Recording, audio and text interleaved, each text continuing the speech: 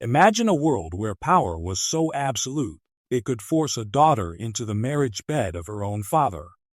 A world where a queen, born into unimaginable privilege, became a pawn in a terrifying game of incestuous alliances and brutal betrayals. This isn't fiction. This is the untold, horrifying truth of Queen Arsinoe II.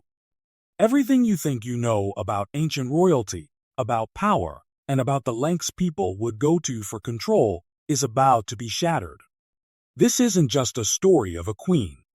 It's a chilling expose of a woman trapped in a gilded cage, her life meticulously orchestrated by the very men who should have protected her. What if I told you that in just 20 minutes, you could uncover the forbidden secrets of a dynasty that defied all moral boundaries? Arsinoe's life began with the promise of unparalleled influence, a princess destined for greatness. Yet, from the moment she drew her first breath, her destiny was not her own.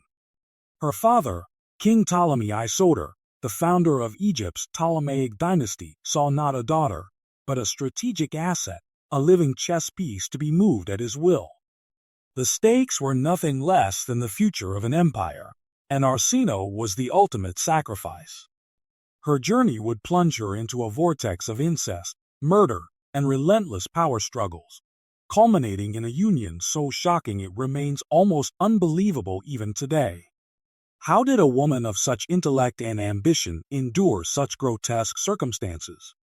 What dark forces compelled her father to commit such an unspeakable act? And what twisted logic allowed an entire kingdom to condone it? By the end of this journey, you will never look at history or power the same way again. Prepare to confront the disturbing legacy of Queen Arsinoe II, a woman whose story has been deliberately hidden until now. The truth is far more unsettling than you could ever imagine. In the opulent, yet stifling, halls of ancient Macedonia, a young woman named Arsinoe II found herself ensnared by the cruel caprices of fate. Her world, seemingly gilded with the promise of power and prestige, was in truth a gilded cage meticulously constructed by the very hand that should have offered her protection. Born into the Ptolemaic dynasty, a lineage steeped in ambition and ruthless pragmatism, Arsinoe II was destined for a life far removed from the simple joys of childhood. From her earliest memories, the air she breathed was thick with political machinations, whispered conspiracies, and the chilling realization that her worth was measured not by her spirit or intellect, but by her utility as a pawn in a brutal game of power. Her father, Ptolemy I, a man whose formidable intellect was matched only by his unyielding desire for control, saw his daughter not as a beloved child, but as a strategic asset. He had carved out a vast empire from the remnants of Alexander the Great's conquests, and every decision he made, every alliance he forged, was calculated to solidify his dynasty's grip on power. This cold, calculating approach extended even to his own flesh and blood. Arsinoe II, with her sharp mind and spirited nature, was a valuable commodity, a living embodiment of the Ptolemaic legacy to be traded and leveraged. The central conflict that would define Arsinoe II's existence began to crystallize early in her life. It was a conflict born of patriarchal control and the systemic subjugation of women in a world where their bodies and destinies were mere extensions of male ambition. The emotional stakes for Arsinoe II were astronomical.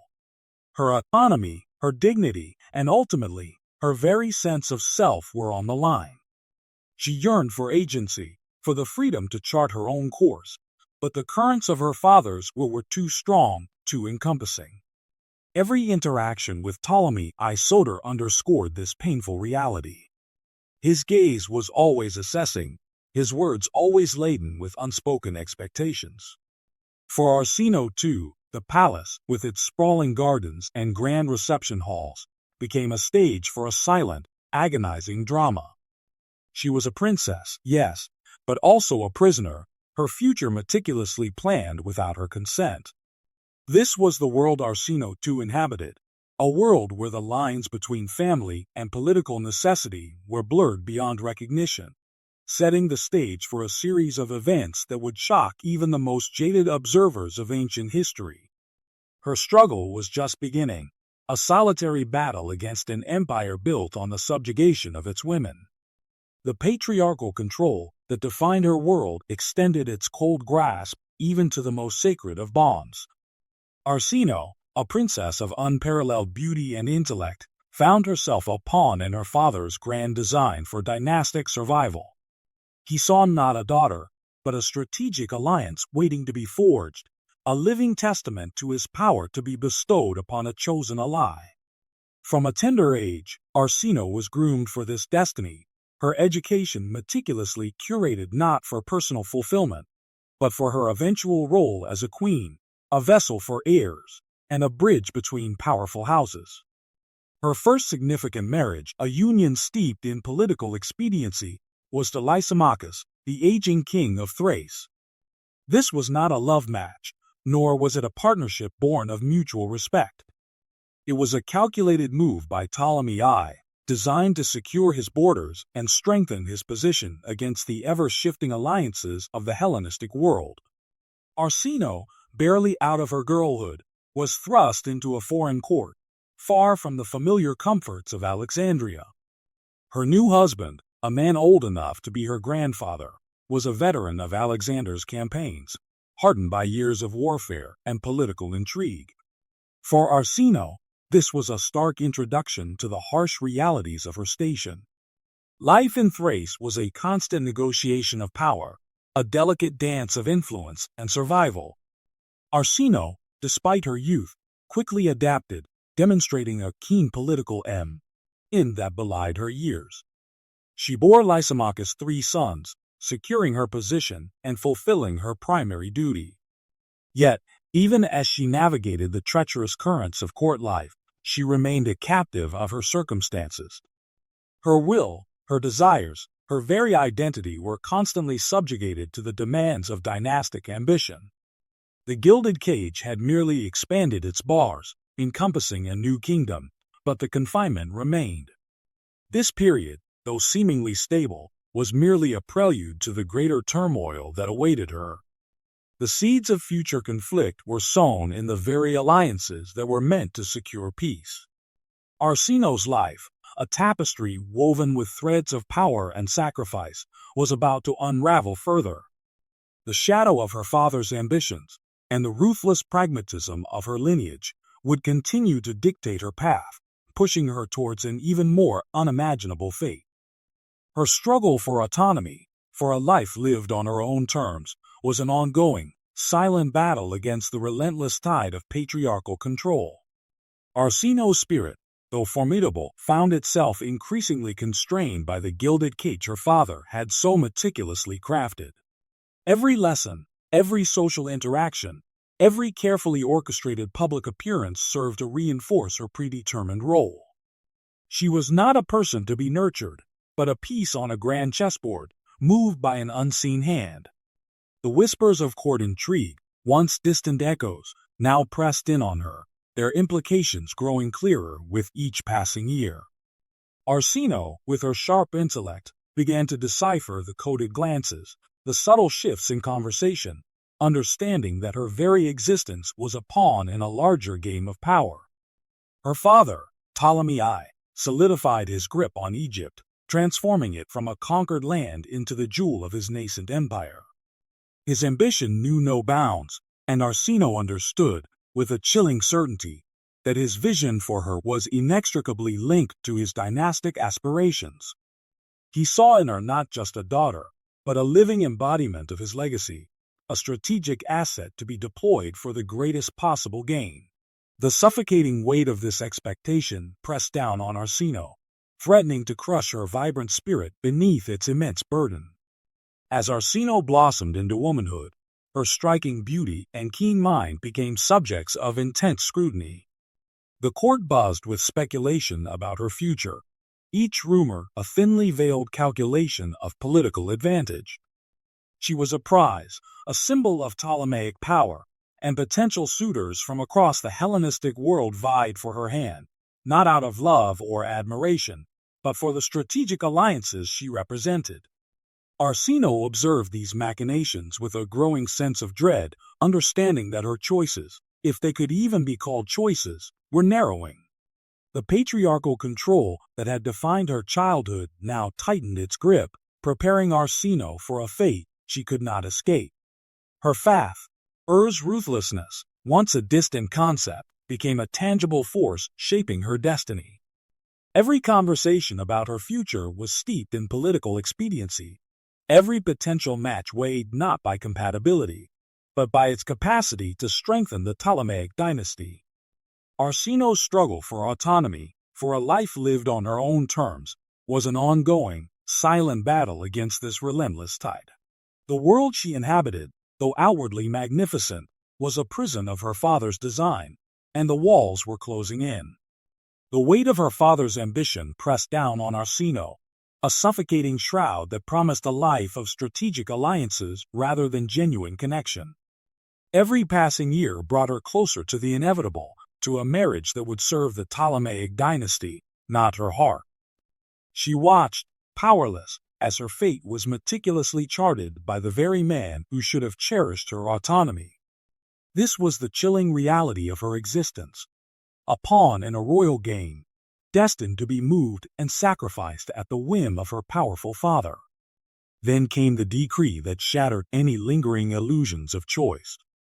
Ptolemy I, in his relentless pursuit of power and stability, orchestrated a union that was as shocking as it was politically astute. Arsinoe, still a young woman, was to be married to Lysimachus, the aging king of Thrace.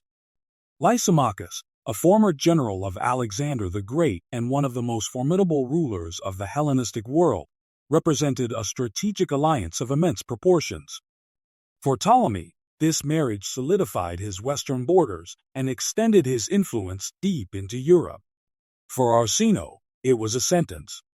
Her spirit, though resilient, reeled from the blow. Lysimachus was decades her senior, a man whose life was already etched with the scars of countless battles and political intrigues. The prospect of such a union, devoid of affection or shared understanding, was a bitter pill to swallow. Yet, defiance was not an option. To refuse was to invite her father's wrath, to jeopardize the very stability of the dynasty she was born to serve.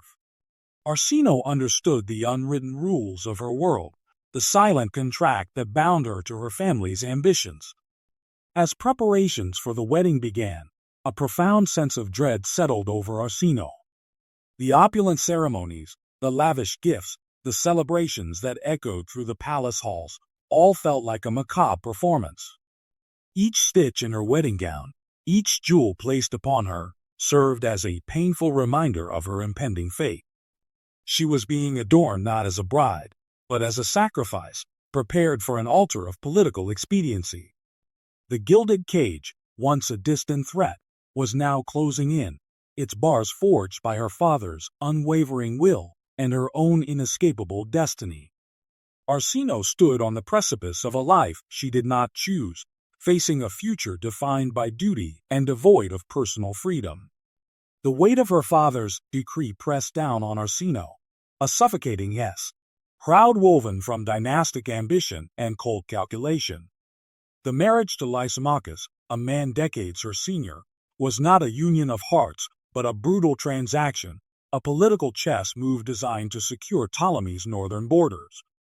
Arsinoe, once spirited and defiant, found herself navigating the treacherous currents of the Thracian court, a foreign land where her every move was scrutinized, every word weighed. Yet, even in this gilded cage, a flicker of her inherent resilience remained. She observed, she learned, she adapted. Years passed, marked by the birth of 3 sons, each a testament to her unwilling compliance, yet also a subtle shift in her power. Arsinoe, the pawn, was slowly evolving into a queen in her own right, mastering the intricate dance of court politics. She cultivated alliances, subtly influencing decisions, proving herself a formidable intellect despite the limitations placed upon her. The whispers of her sharp mind and strategic prowess began to spread, reaching even the ears of her aging husband, Lysimachus, who, though initially dismissive, grew to respect her keen insights. The true test of Arsinoe's burgeoning power arrived with the inevitable storm of succession. Lysimachus, blinded by his affections for his younger wife, Arsinoe's half-sister Lysandra, made a fatal miscalculation.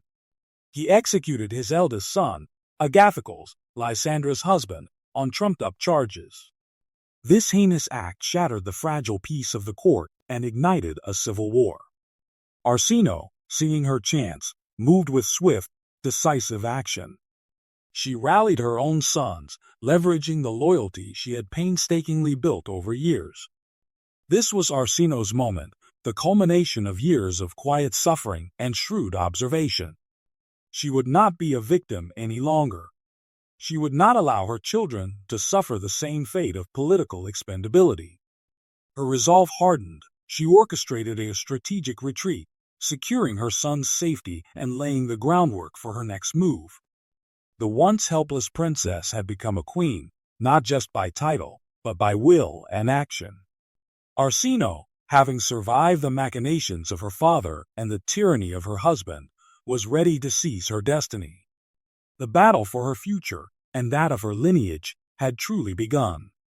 Arsinoe, now a queen by right and by will, began her meticulous dismantling of Ptolemy Coronis's reign. She understood that power in this ruthless world was not simply inherited, it was seized, defended, and consolidated. Her first move was a masterstroke of political theater, a public display of mourning for her murdered children, designed to rally the populace to her side and expose Coronis's barbarity. The people, already weary of his tyrannical rule, saw in Arsinoe not just a grieving mother, but a symbol of defiance against an unjust king. She cultivated alliances with disaffected nobles and military commanders, whispering promises of stability and a return to the glory days of Ptolemy I. The climax arrived, not in a grand battle, but in a series of calculated betrayals and a swift, decisive coup. Arsinoe, utilizing her network of loyalists, orchestrated Coronis's downfall from within. His own guards, swayed by Arsinoe's charisma and the promise of a more equitable future, turned against him. The man who had so cruelly taken her children's lives found his own ended in a desperate, ignominious struggle within his palace walls. The news spread like wildfire. Ptolemy Coronis was dead, and Arsinoe, the woman he had sought to destroy, now stood at the precipice of ultimate power. With Coronis eliminated, the path to the throne was clear, but Arsinoe knew the true challenge lay in holding it. She did not merely ascend to power. She transformed it. Arsinoe, scarred by a lifetime of manipulation and betrayal, forged a new kind of rule. She was a queen who understood the intricate dance of politics, the necessity of both strength and diplomacy. Her reign was marked by a shrewd consolidation of power, an astute understanding of economic policy, and a surprising capacity for benevolent governance. She rebuilt what Coronis had shattered, restoring stability and prosperity to the kingdom. Arsinoe never forgot the horrors she had endured, the forced marriages, the loss of her children, the constant struggle for survival. These traumas, rather than breaking her, refined her into an unyielding force. She became a formidable ruler, one of the most powerful women of the Hellenistic age, leaving an indelible mark on history. Her story became a testament to resilience, a harrowing journey from pawn to queen, a woman who defied the patriarchal chains of her era to forge her own destiny. The gilded cage had been shattered, and Arsinoe, no longer a victim, reigned supreme. Arsinoe's final years were a testament to her unyielding will, a stark contrast to the vulnerable princess who had once fled from her father's shadow. She had not merely survived the incestuous unions and political betrayals. She had mastered them. Her rule alongside Ptolemy II, once a forced partnership born of necessity, evolved into a strategic alliance that solidified Egypt's dominance. She was no longer a pawn in the machinations of powerful men, but the grand master of her own formidable game. Her journey, fraught with unimaginable trauma, ultimately forged a queen of unparalleled acumen.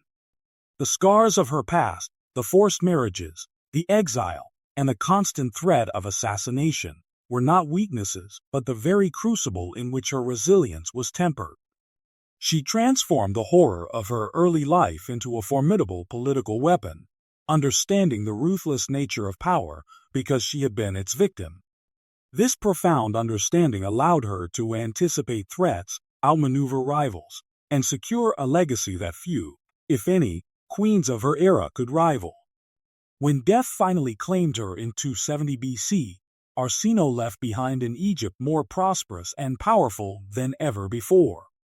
Her name, once whispered in scandal and pity, became synonymous with strength and strategic brilliance. The consequences of her actions, born from a desperate fight for survival, were not just personal triumphs but foundational pillars for the Ptolemaic dynasty. She had not found happiness in the conventional sense, but she had achieved something far more enduring: absolute control over her destiny, a profound victory for a woman so systematically abused by the very men who should have protected her.